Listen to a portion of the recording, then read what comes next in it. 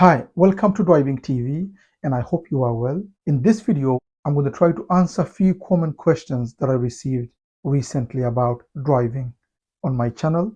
Let's start the lesson. So the first question is, when I'm reversing, doing the parking or the maneuvers, can I adjust my side mirrors and can I look at the side mirrors when I'm reversing? Of course you can. You can adjust the side mirrors as well as you can look at the side mirrors. You shouldn't be looking at the side mirrors all the time, obviously, because if the car is reversing, if you're reversing the car, you should be looking at the back mainly because that's the way the car is going.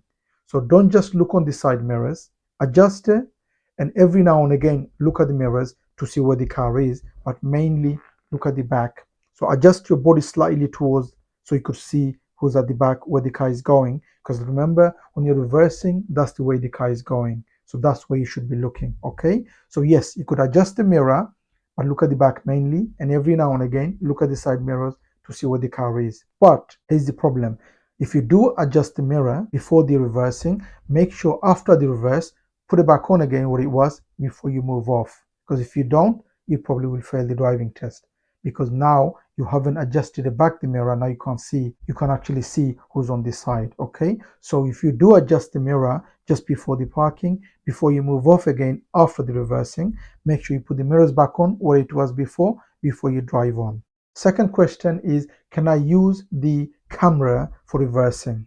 So when you're reversing, on your dashboard, there's a camera you could see when the car is going backwards. Can I use that? Yes, you can, but don't just look where the camera is and not looking at the back. Like I said, you could use the technology, you could use the side mirrors, but if the car is going backwards, if you're reversing, you should be looking at the back mainly. So if you're looking at the back, and every now and again, I would look where the camera, I would look car is reversing, I would look at the side mirror, and then reverse. Okay, so don't just stare at the camera or the side mirrors when you're reversing. When you're going backwards, back is main. Every now and again look at your camera, look at your side mirrors.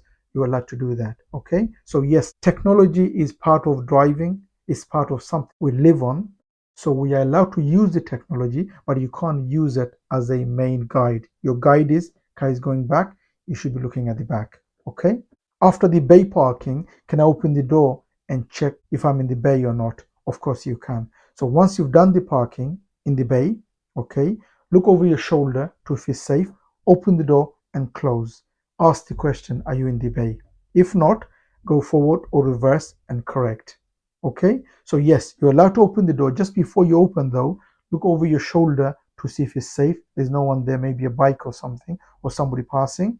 Make sure it's safe. Open the door, check if it's in the bay, close it. If it's not in the bay, correct. That's part of the test. Remember, one other thing I like to add on is that correcting is part of your driving. You've gone into a bay and it's not in the bay, it doesn't mean you failed. You don't have to do it in one go. You're allowed to go forward and you correct or reverse and correct. That's part of your driving. That's part of the driving test. Okay, just because you didn't get it in one go, it doesn't mean you failed. Every now and again, everyone gets it wrong. Even the driving instructor gets it wrong. But what do? Do they just leave it where it is? No, they correct it. And you're going to do the same in the test.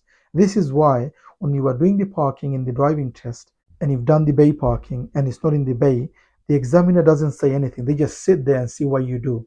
The reason they're not saying anything is because they want to see, do you correct? Because correction is part of your driving test. This is why the examiner won't say anything. Will just sit there and he won't do anything. He or she, whoever the driving examiner is. After you've done, examiner will say, have you finished? If you say yes and it's not in the bay, it means that you didn't correct. You will fail your driving test. If you say no, then you will go and correct. That's part of your driving test. Okay, so no, you don't have to do it in one go. You're allowed to correct, and yes, you're allowed to open the door and check if it's in the bay or not.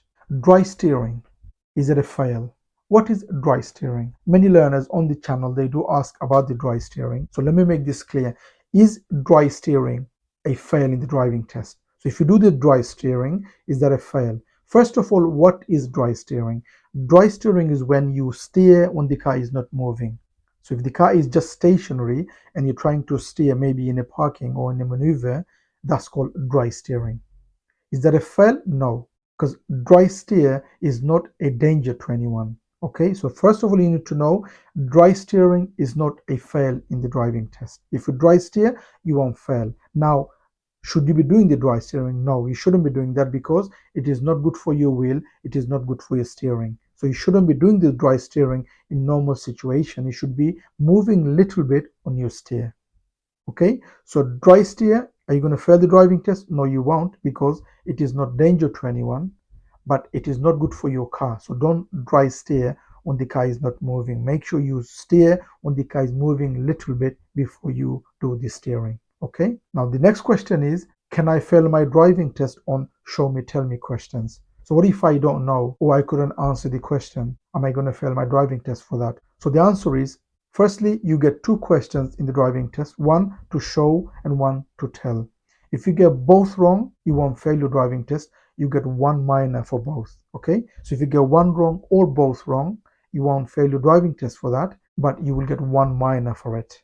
Now, the next thing is, even though you won't fail your driving test for getting both questions wrong, one of the questions, if the examiner asks you when the car is moving and ask you to open the window or clean the window, and if your car is not under control, you will fail your test. So let me repeat, if the examiner asks you to do something when the car is moving, maybe to put the wiper on, to clean the window, and you're trying to do that, but your car shakes or is out of control, you will fail your driving test for that because you lost the control of your car. Okay? So to make it clear, if you get the questions wrong, or even if you say I don't know, you won't fail your test for that. You will get one minor. But if you lose the control of the car trying to answer the question, maybe like I said, to clean the window or to open the window, you're trying to do that and the car is going all over the place, you will fail your test for that, for losing the control of your car. So to get the questions wrong, you won't fail. But if you lose the control of your car, you will fail your test for that. Next question is, can I go to the driving test with my own car, or do I have to go with a driving instructor? No, you don't have to go to the test with a driving instructor. You could go with your own car. It doesn't have to be your car as well. You could go with your family member's car or your friend's car, as long as you are insured in the car and the person sitting next to you is age of 21 or above and also held a driving license for last 3 years. So yes, you can go with a family member. Next question, does my car needs to have the dual control? No, it doesn't. Obviously, your car is not going to have the dual control, so you don't need to have dual control in your car. As long as you have the L plates on, one at the front, one at the back, and your car is insured and MOT'd and taxed, and somebody sitting next to you, you're allowed to go to the test with your own car or your family member's car. Now, just because you could go to the test with your own car, it doesn't mean you could just drive there by yourself. Remember, you haven't passed yet, so you can't drive without somebody sitting next to you. So when you go to the test with your own car or family member's car, you can, but you need somebody sitting next to you, maybe your family member or your friend who is 21 and above and who held a driving license for last 3 years. So yes, you can go to the test with your own car. You don't have to go to the test with a driving instructor. Thank you for watching. That's it for this video. If there is a question you have which I haven't covered in this video, please do make a comment and I will try to answer.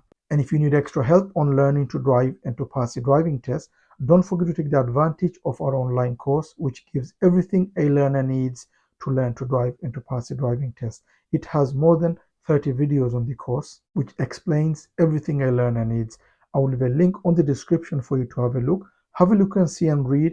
And if you like it, you could always join the course. That's it for this video. Please do subscribe if you haven't already so you don't miss any of my future videos, and hope to see you again on the next video. Bye for now.